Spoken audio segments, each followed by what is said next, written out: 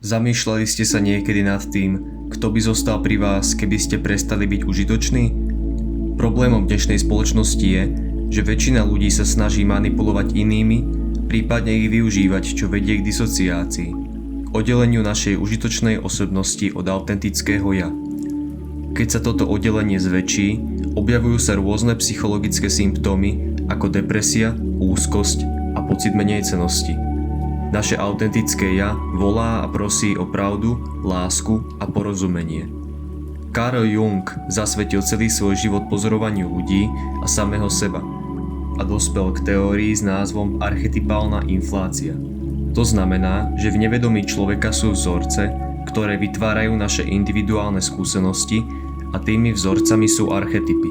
Archetypy má každý jednotlivec, ale v subjektívne inom zastúpení. Keď prevezme jeden archetyp užitočnosti moc nad autentickým správaním, prejavuje sa vo forme tieňu užitočnosti, čo znamená zníženie svojho pravého ja na úbohú užitočnosť. Otázka znie, ako môžeme odpojiť svoju identitu od užitočnosti, aby sme neprestali byť milovaní.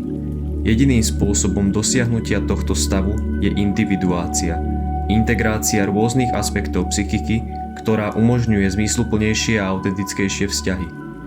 Individuácia vyžaduje hlbokú sebareflexiu a úprimnosť, ktorej súčasťou môže byť meditácia alebo písanie denníkov.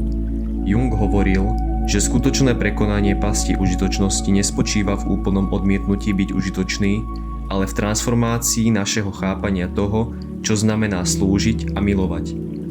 Nezabúdajte, keď človek pochopí zmysel autentickosti a integrovania, ľudia v okolí sa budú cítiť uvoľnení a z tvojho konania bude vychádzať úprimný záujem o pomoc, nielen túžbu po uznaní.